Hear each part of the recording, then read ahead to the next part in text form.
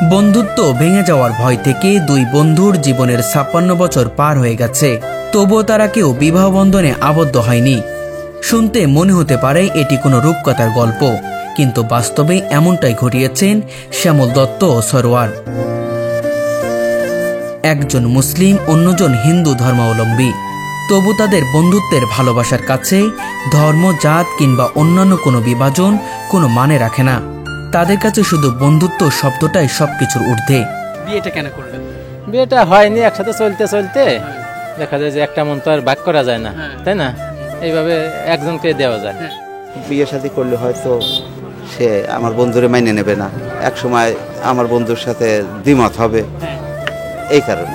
এই বন্ধুত্বে রয়েছে নিঃস্বার্থ ভালোবাসা, সীমাহীন বিশ্বাস এবং একে অপরের প্রতি গভীর শ্রদ্ধা। সে হলো হিন্দু, আমি হলো মুসলমান। দুই ফ্যামিলিতেই দুইজনের পর খুব চাপ ছিল। মানে আমার ফ্যামিলিতেও মাইনে নিচ্ছিল না যে দেশে এত মানুষ থাকতে তুই হিন্দুর সাথে বন্ধুত্ব করবি, আর ওর ফ্যামিলি তো দেশে এত হিন্দু মানুষ থাকতে তুই মুসলমানের সাথে বন্ধুত্ব করবি, এরকমের বিশাল এক সময় চাপ হয়েছিল। কিন্তু ও বাড়িতে বলে দিল যে আমাদের এই সমাজেতে তারাইও দেয়, আমি তার সাথে বন্ধুত্ব করবো। আর আমি বাড়িতে বললাম যে বন্ধুত্ব কি, হিন্দু মুসলমান আবার কি, বন্ধুত্ব বন্ধুই, হিন্দু মুসলমান কিসের। একজনের কষ্ট হলে অন্যজন তা সহ্য করতে পারে না। যতক্ষণ না পর্যন্ত বন্ধুর কষ্ট দূর হয়, ততক্ষণ তারা শান্ত থাকতে পারে না। তাদের বন্ধুত্বের সম্পর্ক ৩৮ বছরের। বয়সের শেষ প্রান্তে এসেও তাদের ভালোবাসা আগের মতো অটুট। বাকি জীবনটুকু তারা একে অপরের সান্নিধ্যে কাটাতে চান। ৩৭-৩৮ বছর যখন মিলেমিশে আছি, আর সামনে যতদিন আছে আশা করি সেও ভালো থাকবে, আমিও ভালো থাকবো, আমিও শেষ পর্যন্ত তাকেই দেখবো, আবার সেও আমাকে দেখবে। এইভাবে আমরা মিলেমিশে থাকবো আশা করি। দুই বন্ধুর একসাথে থাকা ও কাজ করার জীবনধারা সত্যি অনন্য। তারা একটি দোকান চালান, যেখানে একসাথে দোকানদারি করা তাদের দৈনন্দিন জীবনের অংশ। এই দোকানটা আমাদের দুইজন, দোকানের কিছু আমরা ভাগ বাটোয়ারা করি। যদি ওর ১,০০০ টাকা লাগে খরচ করে নিয়ে, আমার যদি ২০০ লাগে আমি ২০০ খরচ করি, যার যা লাগে সেটা। কেউ কারোর প্রতি অভিযোগ নাই? না না, সে যদি একটু বেশি না আপনি একটু কম নেন? কম বেশি তো কোনো কথাই নাই এখানে ভাগাভাগির কোনো কথা নাই। আমি এই বাজারে ব্যবসায়ী, পাশে আমার দোকান। আমার ব্যবসার যে ১৬-১৭ বছর বয়স, এতে দেখছি যে অনেকেই পার্টনারশিপের ব্যবসা করে, অনেকেই করে ভেজাল জঞ্জাল করে চলে গেছে। কিন্তু ইনাদের ব্যবসা তো আরো অনেক আগেতে, আমরা ছোটকালেতে দেখতেছি এটা একসাথে ব্যবসা করে, কিন্তু কোনোদিন দেখিনি যে ইনাদের কোনো অনেক মিল ইনাদের। সকালবেলার খাবার আসে শ্যামলের বাড়ি থেকে, দুপুরে আসে সরোয়ারের বাড়ি থেকে, আর রাতে কখনো কখনো তারা নিজ নিজ বাড়িতে খাবার খান। সকালে আমি বাড়ি থেকে রান্না করে দেয়, আমি গরম ভাত নিয়ে আসি, আসলে আমরা সকালে দুইজন দোকানে খেয়ে নেই। আবার দুপুরবেলা দেখা যায় যে তাদের বাড়ি থেকে আমাদের এক ভাই আছে, সে এসে খাবার পৌঁছে দেয়, আর ওইটা দুপুরে দুইজনে খেয়ে নেই। হ্যাঁ, এখনো আছে যে একই টিফিন বাটিতে, একই বাটিতে ভাত আছে, আমরা দুজনে খাই। প্রায় ২০ বছর তারা একসাথে দোকানেই ঘুমাতেন। এই দীর্ঘ সময়েও তাদের বন্ধুত্ব কখনো ফাটল দেখা যায়নি, বরং সময়ের সঙ্গে সঙ্গে বন্ধুত্ব আরো দৃঢ় ও গভীর হয়েছে। একটা বিরল ঘটনা তারা সৃষ্টি করেছে। দুইজন কিন্তু দুই ধর্ম অবলম্বী। আপনারা জানেন যে একজন হিন্দু, একজন মুসলমান। আজান দিলে গোলাম সরোয়ার সাহেব উনি নামাজে যান, আবার যখন পূজার সময় আসে তখন শ্যামল সাহেব কিন্তু পূজা করেন। দুইজন দুই ধর্ম অবলম্বী। আমাদের দেখা মতো, আমরা তো অনেক ছোটোকাল থেকে তাদের দেখে আসতেছি, এই বন্ধুত্বর মধ্যে কোনো ফাটল নাই এবং একটা দীর্ঘস্থায়ী বন্ধুত্ব। দেখেন একজন আর একজনের ছাড়া তারা কিন্তু দাম্পত্য জীবনেও যায়নি। অনেক মানুষ কিন্তু তাদের ব্যঙ্গ করেছে, অনেক মানুষ অনেক কথা বলেছে। তাদের বৈবাহিক অবস্থানে যাওয়ার জন্য অনেক মানুষ তাদেরকে রিকোয়েস্ট করেছে, অনেক যোগাযোগ করেছে, কিন্তু আসলে একজন আর একজনকে এই যে ভালোবাসা, বিরল ভালোবাসা, এইটাকে এটা নজিরবিহীন প্রতিস্থাপন করার জন্য তারা কিন্তু একে অপরকে কখনো ছাড়েনি, কখনো ভোলেনি। এটা বিরল ব্যাপার। স্কুল জীবনের ফুটবল মাঠ থেকে শুরু হয় তাদের বন্ধুত্ব। কয়েক বছরের মধ্যেই সেই সম্পর্ক নিঃস্বার্থ ভালোবাসায় পরিণত হয়। তখন থেকে তারা একে অপরের প্রতি সংকল্পবদ্ধ হন, এই বন্ধুত্ব টিকিয়ে রাখতে হলে জীবনে আর কাউকে প্রাধান্য দিতে হবে না। কলেজ জীবন শেষে তারা চাকরির পেছনে ছুটেনি, কারণ বুঝতে পেরেছিলেন যদি ভালোবাসার সম্পর্ক ছিন্ন হয়ে যায় জীবনের আনন্দ হারিয়ে যাবে। তাদের বন্ধুত্ব শুধু ব্যক্তিগত সম্পর্কের মধ্যে সীমাবদ্ধ নয়, পরিবারও এতে যুক্ত। শ্যামল দত্তকে সরোয়ারের মা নিজের সন্তানের মতো ভালোবাসেন, ঠিক তেমনই সরোয়ারের প্রতি শ্যামলের মা একই মমতা দেখান। পরিবারের মানুষ, আমার বাড়ির মানুষ আমার যতটুকু ভালোবাসে তার চেয়ে বেশি ভালোবাসে তাকে। আবার তাদের ফ্যামিলির লোকজনও কোনো কিছু হইলেই দেখা যায় আমার সাথে আগে কথা বলতেছে, তার সাথে বলতেছে না, এইরকম আমার এই বেশি প্রাধান্য দেয়। তারা একে অপরকে শুধু বন্ধু নয়, পরিবারের সদস্য হিসেবেও গ্রহণ করেছেন। কখনো মনোমালিন্য হলেও তা দীর্ঘস্থায়ী হয় না, কিছু সময় পর আবার আগের মতো ঠিক হয়ে যায়। অনেক সময় দেখা যায় একসাথে থাকি, আমার একটা কাজ পছন্দ হচ্ছে না বা আমার যেভাবে হওয়ার কথা হচ্ছে না, তখন তার পছন্দ হয় না, তো দেখা যায় রাগ করলো। এই বিষয়টা দেখা যায় বেশি সময় রানিং করে না, ওই আধা ঘন্টা বা 20 মিনিট 30 মিনিট কাজে ও কাজে, এইভাবে আবার ওইটা কোন সময় ডিলেট হয়ে গেছে বোঝা যায় না। দুই বন্ধু একে অপরের জন্য জীবন দিতে প্রস্তুত। একে অপরকে না দেখতে পারলে তারা শান্তিপূর্ণ ঘুমাতে পারে না। ওই ইন্ডিয়া গেলে চিকিৎসার জন্য, যে থাকি আসলো 15 দিন মতো, আমার খারাপ লাগতো। দৈনিক ফোনে কথা হইতো, কিন্তু তারপরেও খারাপ লাগতো। একসাথে দোকানদারি, একসাথে খাবার ভাগাভাগি, একসাথে আড্ডা, হাসি মজা, সবকিছু একে অপরকে কেন্দ্র করে। একজন এগিয়ে গেলে আরেকজন পাশে এগিয়ে যায়। সমস্যার সমাধান হয় হাসি ও সহযোগিতার মাধ্যমে। ওর মার অসুস্থ হলো, অপারেশন করার জন্য মাগুরা নিয়ে গেলাম। মাগুরা নিয়ে যে যখন অপারেশন করবে, ওটিতে নিয়ে গেছে, তা ওই যে এই সাইডে কিছু ওই যে একটা এসে সই করতে হয় না, বন্ড দিতে হয়, তো বন্ডে সই করেছি। সই করার পরে ওটিতে নিয়ে গেছে। ওটিতে নিয়ে যে ডাক্তার যখন কাগজপত্র চেক করতেছে, সই স্বাক্ষর সব কিছু ঠিকঠাক মতো হয়েছে কিনা, তখন দেখে যে বন্ডে আমার নাম রয়েছে গোলাম সরোয়ার। তখন ডাক্তার আমারে ডাকছে যে ওনার একটু ডাকেন তো, নার্সে পাঠাই দিচ্ছে। তার ডাকছে, গেছি, গেলি বলতেছে রুগী আপনার কি হয়? তাই আমি বললাম আমার মা হয়। তাই আপনার মা হয়, আপনার নাম গোলাম সরোয়ার, রুগীর নাম শান্তি রানী দত্ত, আপনার মা হয় কীভাবে? তাই রুগীর কাছে শোনেন। তো রুগীর কাছে শুনিতে যে এই লোক আপনার কি হয়? তাই বলছে আমার ছেলে হয়। তাই আপনার ছেলে হয় কীভাবে? ওর নাম সরোয়ার আর আপনার নাম শান্তি রানী দত্ত। তোর মা তখন বললো যে বাবা রে, খালি পেটে রাখলেই যে ছেলে হয় তা ঠিক না, পেটে না রাখলেও ছেলে হয়।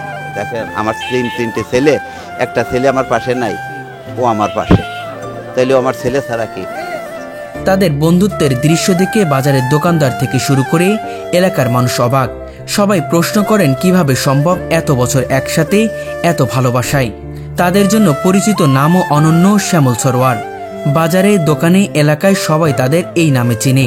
এই বাজারে এসে আসলে খোঁজ করলে যদি আমার নাম ধরে বলেন যে সরোয়ারের দোকানে যাব, মানুষ চেনবে না। যদি বললেন যে শ্যামলের দোকানে যাব, তাও মানুষ চেনবে না।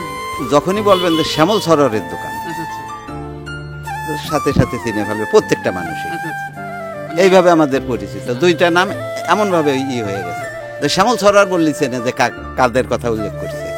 ওই এইখানে ফোনের দ্বারা মানুষ ফোনে বলে যে আমি এই তুই কোন জায়গারে, তা বলে যে আমি এই শ্যামল সরোয়ারের দোকানের সামনে। এইভাবে মানে শ্যামল সরোয়ার নামে পরিচিত। দোকানটি অবস্থিত মাগুরা জেলার মোহাম্মদপুর উপজেলার বালুখালী বাজারে।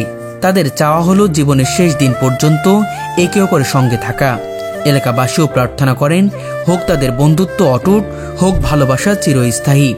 এটা আসলে অনেক সুন্দর। আমরা ছোটবেলা থেকে, আমি পার্সোনালি অনেক ছোট তাদের থেকে, আমি ছোটবেলা থেকেই দেখতেছি এরা একসঙ্গে ব্যবসা করে এবং এনাদের ভিতরে কখনো ঝগড়াঝাটি, গ্যাঞ্জাম এগুলো দেখি না। তারা যে তাদের এই ব্যবসাটার নামও সেবা স্টোর দিয়েছে, তাদের ব্যবসার মাধ্যমে মানুষকে কিন্তু সেবাই দেয়। কখনো তাদের থেকে মানুষ খারাপ আচরণ পায় না।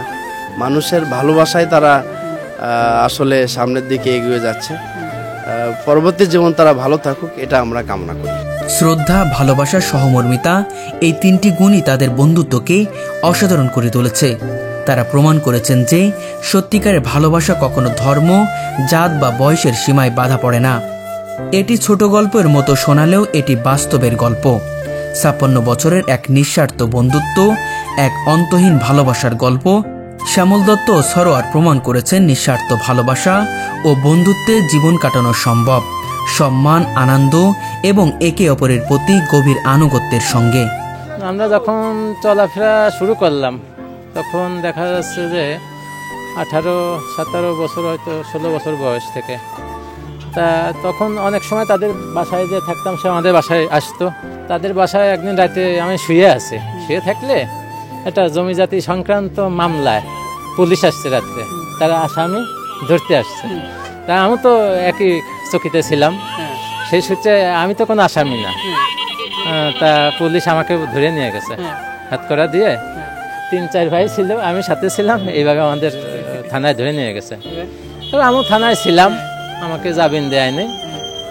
আমাকে টাকা চেয়েছিল দারোগা, যে তুমি চলে যাও, তুমি তো আসামি না থাকবা কেন? আমি তো কোনো অপরাধী না, আমি টাকা দেবো কেন? সেইভাবে আমি আসিও নাই, তাদেরও টাকা দেয়নি, আবার চালান করে দিয়েছে কোর্টে। কোর্টে ওই দিনে যাবি নয়, আমরা আবার সবাই একসাথে বের হয়ে আসছি। এটি আমার মাঝে মাঝে মনে পড়ে। তাই এখন বর্তমান পরিবেশ পরিস্থিতি হলো ওর ফ্যামিলি আমার ফ্যামিলি এক হয়ে গেছে। হ্যাঁ, আমার মা, আমার তো আব্বা বেঁচে নেই, মারা গেছে। আমার আব্বাও ওরে ছাড়া বুঝতো না, আবার ওর বাবাও আমারে ছাড়া কিছু বুঝতো না। একজনের জমি লিখে দিবি, এরা আর কি জমি লেখায় দিবি, ওর বাবা রাজি না। কয়ে যে সে তারা ডেকে নিয়ে আসো সরোয়ারপুর। আমার সংবাদ দিল, গেলাম, গেলি পরে কইছে তুমি কি করছো তাই কও। ওর বাবা আমারে কয় তুমি কি লিখে দিতে করছো? আমি বললাম যে দেখেন কাকা, আসলে বাইতি বাইতি বেজাল জঞ্জালের চাইতে ও দেন, লিখে দিয়ে দেন। তুমি করছো? হ্যাঁ আমি বলতেছি। তা এইবার জমি কয় যে আমার সাথে যায়, কিন্তু তুমি আমার সাথে যাবা। ঠিক আছে, যাবানি। গেছি রেজিস্ট্রি অফিসে, যে এসে জমি লিখে দেওয়ার পরে আমার কইছে তুমি খানিক লিখে নাও। কারণ ওরা তো লিখে নিল, মানে 2 ছেলেরা লিখে দিল, তুমি খানিক লিখে দাও। তুমি তো নিলে না। তা আমি বললাম যে কাকা, আমি অর্থ সম্পদ টাকা পয়সার লোভে আপনাদের সঙ্গে মিশি নেই। আমি আপনার ছেলের সাথে আমার বন্ধুত্ব, তাই আপনাদের সঙ্গে চলে ফিরে মিশি।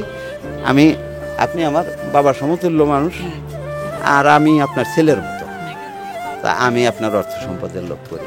তাহলে সে বললো যে আমি বলি তো তুমি জমি পাবা না, জমি জাতি ওরা পাবে, তা তুমি খানিক লিখে নাও, তোমার আমি লিখে দিই, তুমি যেহেতু আমার ছেলে। আমি বললাম যে না, আমি জমি নেব না। ওনার মা আপনাকে কেমন ভালো? তারে যতটুকু ভালোবাসে তার চেয়ে বেশি বাসে। আবার আমার মেয়েও আমারে যতটুকু ভালো জানে তার চেয়ে বেশি ওরে বেশি ভালো জানে। ওরে দেখার জন্য পাগল হয়ে যায়। মাঝে মাঝে ভ্যান চলতে পারে না, ভ্যান ঠিক করে ভ্যানে চড়িয়ে বাজারে আসে ওরে দেখতে। অনেক সময় বলে ও হিন্দুর বাড়ি খায়, ও মুসলমানের বাড়ি খায়, এটা তো ঠিক না, হ্যান ত্যান, ধর্মে নেই, বিভিন্ন কথা বলতো। আসলে আমাদের মনে কখনো মানে ভিন্নতা কোনো কিছু আসে নাই, বা খারাপ কিছু পাইনি আমরা। সেইভাবে আমরা মনের থেকেই ওইভাবে আমরা মেনে নিয়েই চলছি। প্রথম দিকে সব কথা বলতে, এখন আর কেউ বলে না কিছু। সে তার মতো তার ধর্ম পালন করে, নামাজ রোজা করে, আমার মতো আমার ধর্ম যেটা আছে সেটা আমি করি। এ নিয়ে কোনো মত ঐক্য নেই। গভীরভাবে যদি কারোর সাথে বন্ধুত্ব করা যায়, আর মন যদি একবার একজনকে দিয়ে দেওয়া যায়, দ্বিতীয় আর কাউকে তো দেওয়া যায় না। একসাথে মিলেমিশে থাকা মাত্র ভালোবেসেই থাকা সম্ভব। তাছাড়া স্বার্থ নিয়ে, অর্থ নিয়ে কাজ হাসিল করার জন্য বন্ধুত্ব করলে সেই বন্ধুত্ব সম্ভব না। শুধুমাত্র ভালোবাসলেই সম্ভব। যেভাবে দেখি ঘর সংসার করতে যে মানুষ কত হেনস্থার শিকার, বহুতে এর ওয়াইফ ওর সাথে চলে যাচ্ছে, এ আর একজনের বউ নিয়ে চলে যাচ্ছে। এই দিক বিদিকে এই সমাজ যে একেবারে নিকৃষ্ট জায়গায় চলে গেছে সমাজটা। তা ওই দিক তাকালি মনে হয় যে না, আসলে ভালো করছে। একসাথে এইভাবে স্কুলে থাকতাম, একসাথে বলের মাঠে একসাথে, হ্যাঁ ফুটবল খেলা খেলতাম একসাথে। এইভাবে একসাথে থাকতে থাকতে একের উপর আর একজন মানে নির্ভরশীল হয়ে গেলাম, বা আন্তরিকতা হয়ে গেল। এইভাবেই আর কি আস্তে আস্তে আন্তরিকতা বাইরে গেছে। 1 লাখ টাকা আমার মাধ্যমে দেখা গেল যে ব্যাংকের মাধ্যমে এলোমেলো হয়ে গেল 1 লক্ষ টাকা। তো উনি কোনোদিন প্রশ্ন করে নাই, কোনো কিছু করে নাই। বা আমার অবশ্য টাকা হারায় গেলে তো মন খারাপ লাগে, আমার মনে মনে খারাপ লাগে, কিন্তু সে কখনো আমি দেখিনি যে তার মন খারাপ হয়েছে। হ্যাঁ হ্যাঁ, হাসিমুখে মেনে নেছে। ওর মতো ওর ধর্ম মন্দিরে যে করে, আমি মসজিদে নামাজ পড়ি, কোনো সমস্যা নাই।